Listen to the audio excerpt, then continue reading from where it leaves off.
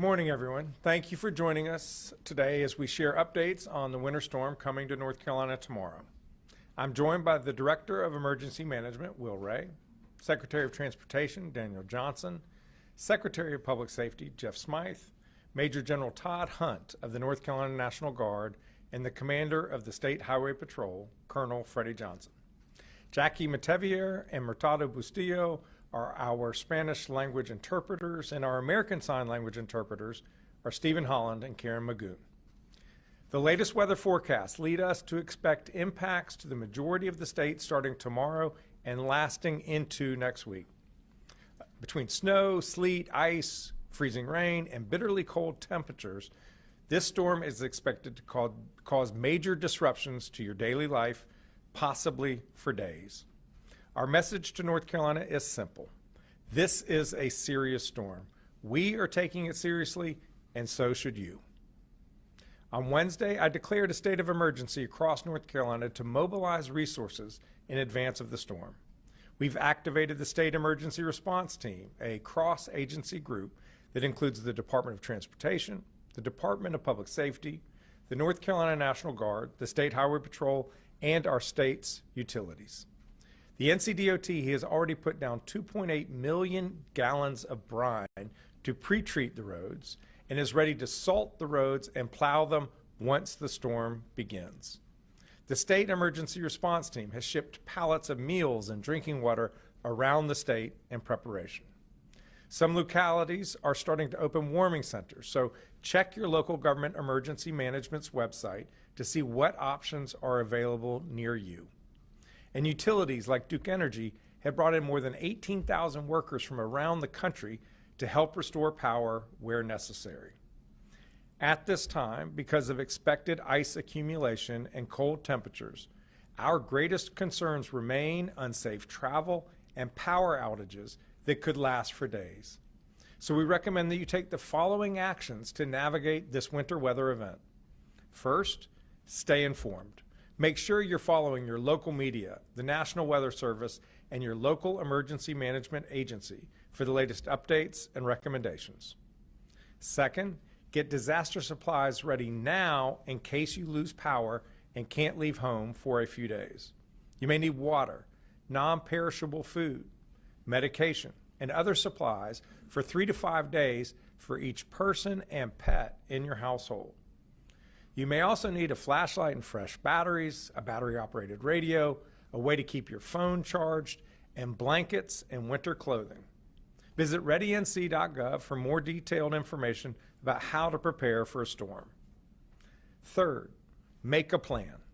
Make a plan for if the power goes out, how you'll safely keep warm, what you'll eat, and who you will call in case you need help.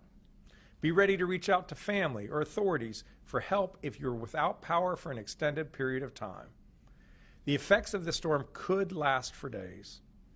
Fourth, stay off the roads starting tomorrow.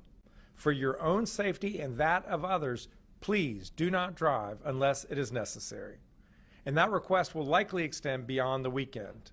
Next week is going to be cold. We expect the temperature to fall below freezing every night for the next 7 days. That means whatever ice or snow that turns to slush during the day will freeze again overnight. Black ice will remain a risk in many places into next week. So plan for the possibility that you'll be stuck at home for a few days. Fifth and finally, as you're getting ready yourself, don't forget to check on your loved ones, neighbors, and anyone you know who might be vulnerable, including the elderly. Over the past year, I've been inspired time and again by the many North Carolinians I've seen lending a helping hand to their neighbors in need. So please look out for your family and yourself and for your neighbors too. North Carolina, that's how we're going to get through this storm together. Thank you. I'll now turn it over to Director Ray and then Secretary Johnson. Director Ray. Thank you, Governor. Good morning, everyone. Winter storm warnings and ice warnings are now in effect through midday Monday for the mountains and the Piedmont. A winter storm watch remains in effect farther east, and as accumulation types and amounts become clearer, the watch will transition to warnings or advisories. Significant wintry precipitation is forecast over the weekend, with major impacts lingering into early next week as dangerously cold temperatures are forecast. Ice accumulation of a quarter inch or more is likely across much of North Carolina Saturday through Monday morning. Areas across the southern mountains, higher elevations into the Blue Ridge Escarpment, and into much of central North Carolina are forecast to see the most impactful ice accumulations, and in some cases, reaching or exceeding 1 inch.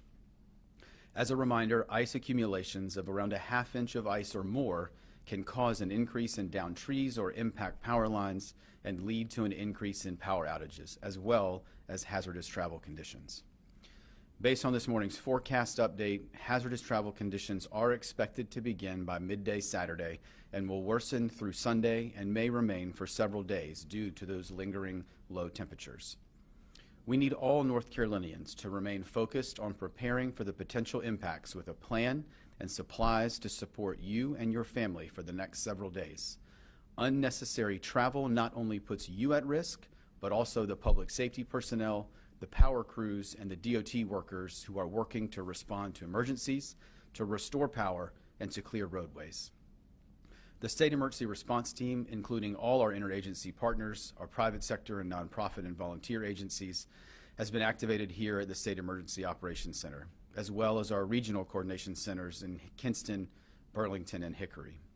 We continue to support commodity distribution from our activated warehouses. As of this morning, the State Emergency Response Team has shipped approximately 65 pallets of meals ready to eat, or MREs, and drinking water to assist communities with shelter operations if needed. This is in addition to over 460 cots and blanket shipments to supplement local supply, as well as commodities that have been shipped into local communities over the past several months to assist in building local capacity. Additional commodities are shipping out from our warehouses today into tomorrow. 11 county states of emergency have been declared, and 2 county emergency operations center are activated, with many others monitoring plans to activate this weekend. Communities across the state are opening shelter locations and warming stations. For the most up-to-date information on the resources available in your community, please visit your local government and local emergency management agency's website and social media accounts. Elements of the North Carolina National Guard are active today and pre-positioning across the state to quickly assist the needs of our communities. 95 force packages will be assisting with clearing roadways from downed trees, helping disabled motorists, supplementing our first responders, and assisting with commodity distribution. These force packages include approximately 430 National Guardsmen and women and 170 vehicles, and they will be on station across the state later today. We remain in close coordination with our energy sector partners who are present here at the State EOC and will be closely monitoring power outage information and assisting any needs to quickly restore power in communities that do see outages. The North Carolina Forest Service has placed six task forces on standby to assist local first responders or state agencies with clearing roadways as soon as it's safe to do so. Each task force is comprised of saw crews, heavy equipment, and a mechanic. Additional chainsaw crews are activated, and all 100 counties are staffed with their forestry personnel.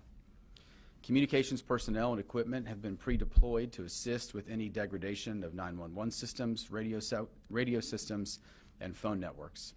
44 caches of radios have been deployed to assist with local response efforts, and our partners at the North Carolina Highway Patrol have conducted checks of the systems that support the state's Viper radio system, used by our first responders statewide. As a reminder, 911 should only be used for emergencies. For general information, please call 211 or follow your local government and emergency management websites and social media accounts. We will continue to work with the entire State Emergency Response Team, local and state governments, the private sector, and our nonprofit and volunteer agencies as the forecast continues to evolve to ensure we can support our 11 million North Carolinians. As we go into the weekend, it is imperative that, again, all North Carolinians are prepared for preparedness information and checklists. Please visit readync.gov. Finally, please check on your friends, your family members, and neighbors, or those in your community who may need additional support this weekend. We're going to see significant winter storm impacts, and we are stronger and more resilient together. Thank you, Governor. I'll now turn it over to Secretary Johnson from DOT. Thank you, Governor. Thank you, Director Ray. Safety is our top priority at NCDOT, and it remains our key message today. With the likelihood of icy weather creating treacherous travel conditions in the days ahead, we urge people to please stay put if you don't need to be out on the roads. Staying off the roads during and after the storm allows DOT crews, law enforcement, utility crews, and other emergency responders to do their work. We're expecting a storm that is largely going to be ice-related, which makes traveling on the roads that much more challenging. Even if you have a large truck or SUV, driving on icy roads can be nearly impossible. We'll also have implemented immediate towing measures with the cooperation of the State Highway Patrol to help remove any vehicles that have been disabled, to help both facilitate clearing of the roads and also to eliminate danger for those traveling on those roads. People may notice messages that we placed on digital highway signs across the state. Crews will focus on these efforts on highways and primary routes. We will continue the effort until NCDOT and the Highway Patrol determine that it is safe to lift these measures. We're also continuing to monitor forecasts closely with the help of our partners at the National Weather Service. Forecasts help us make informed decisions and ensure we're placing resources where they're needed most. That's especially important when a storm has statewide impacts like this one. Our crew is in the process of wrapping up pre-storm preparations. As the governor noted, the department has applied about 2.8 million gallons of brine on the roads and state system. Nearly all 2,100 DOT employees who are trained to respond to such storms have contributed to this effort. They're now transitioning their focus and equipment to be ready to clear the roads as the storm moves in. This includes removing trees and limbs that may fall. Salt on hand is at 160,000 tons, and we continue to secure additional salt and distribute it across the state. So we're in good shape from a supply standpoint. We're taking all precautions possible because we aren't going to take a chance with your safety. I encourage everyone to stay informed, make safe decisions about travel, and ensure you have all the supplies you need in case this ends up being a long-term event. People can visit drivenc.gov to view the latest road conditions and other storm-related information. Thank you. I'll turn it back over to the governor for questions. Thank you, Mr. Secretary. Thank you, Director Ray. If any of y'all have questions, feel free to go to the microphones on either side of the room.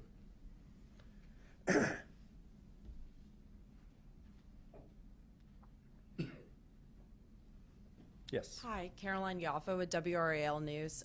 So since we're expecting icy roadways, what should essential workers, state employees do to make sure that they're safe and if the roadways are dangerous, and if they feel that it's not safe to travel, what are the impacts that could mean for the community? Yeah. One area that we have a special concern is whenever you have vulnerable people together, whether that's at a retirement center or at a hospital, and each of those facilities have their own emergency plans. And part of that is having the preparation that folks may have to spend the night at their place of work so that they don't have to travel on the roads back and forth and put themselves at risk or find themselves unable to get back to work where they are desperately needed by the patients or residents of that community. In terms of essential workers for the state, each department, each agency has its own emergency plan and its own way to notify folks of when they should come to work and if they should come to work. Obviously, we don't want anyone traveling who absolutely does not need to, and if they can't get there safely, they should not be on the road.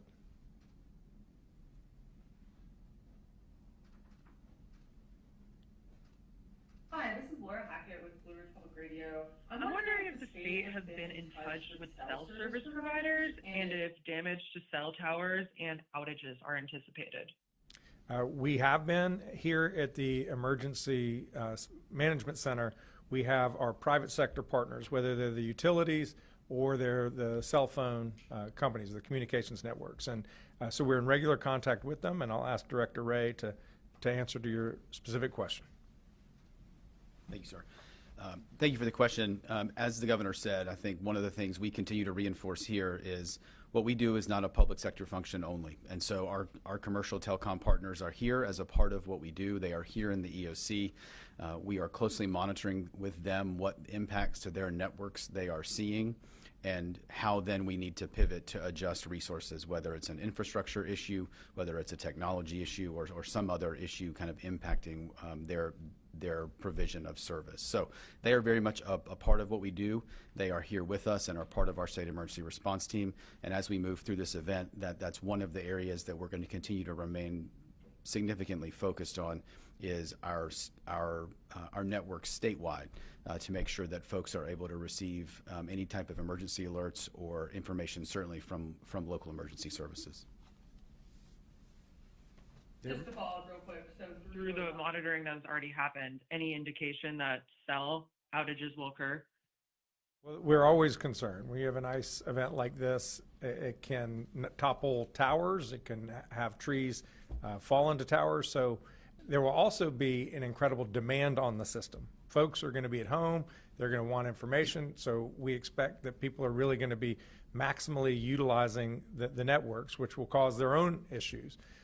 That's one reason why we encourage folks to get battery-operated radios so that you can stay informed even if you lose communications through modern means.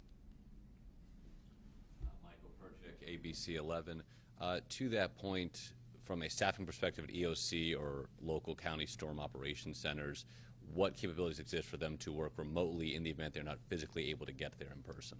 Yeah, well, as I said, each agency of government, whether it's state agency or county agency, has their own emergency plan. So they know exactly what to do, who they've identified before the storm hits, who are emergency personnel.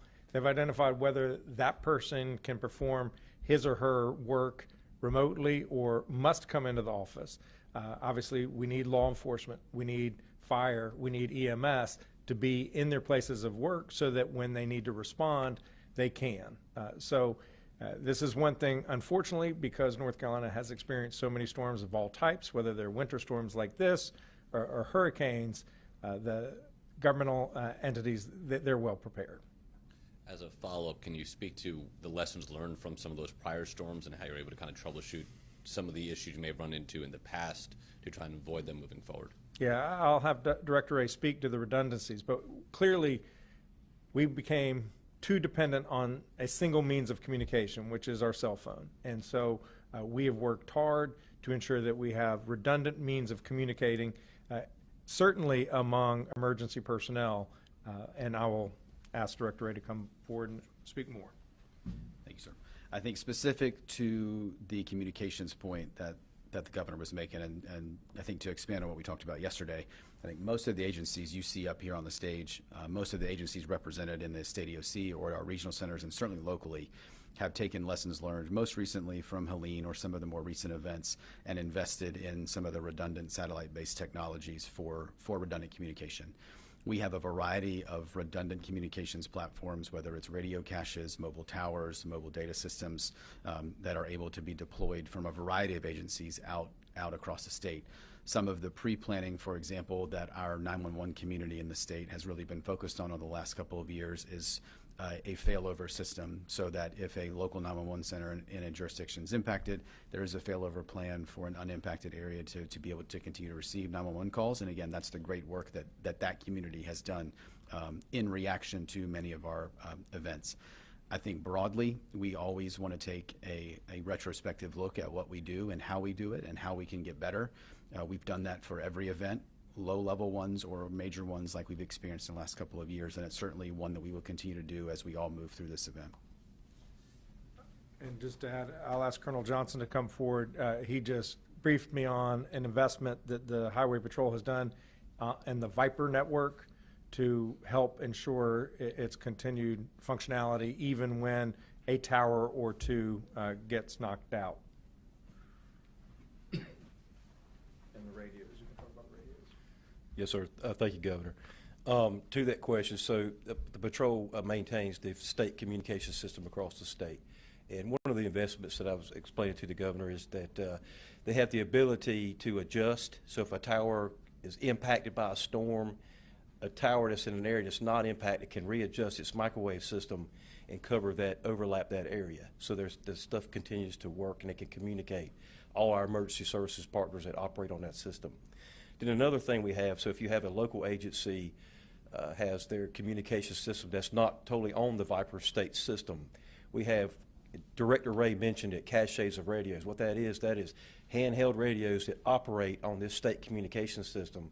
We have about a little over 3,000 of those. We can deploy those things into those communities and hand them to these agencies so they can operate. Yes, sir. Thank you. Thanks. Any other questions in the room? If not, we'll go to those who are calling in. If you could please identify yourself and where you're calling from. Hi, this is Claudia Rivera Coto with Enlace Latino NC. Regarding shelters, what assurance are there in place to ensure Latino communities can access them without being questioned about immigration status or required to show state IDs or even having the information shared with ICE? Yeah. The shelters are operated locally, and we are in contact with our county management agencies, emergency management agencies. 11 counties have so far declared a state of emergency. Others we expect will do so today. Whether or not a local emergency has been declared, many counties are preparing either shelters or warming stations, and they are welcoming all people to come in. Director, anything to add? Thank you. Any other questions? As a follow-up to that, there are no written policies that explicitly prevent asking this type of information from the residents? Can't speak to what the county policies are. Director Ray? I think, as the governor said, I think our focus here at a state level and the focus of the public safety communities at a local level for an event like this is how do we provide necessary support and services to all North Carolinians. And so they are going to implement those warming stations based on their local operations. And again, their focus is how do we get people safe? So I would reinforce what the governor said is that locally they are making preparations to deal with all people in their communities. We don't want anyone who is in need of shelter at risk of freezing to death to not seek that help.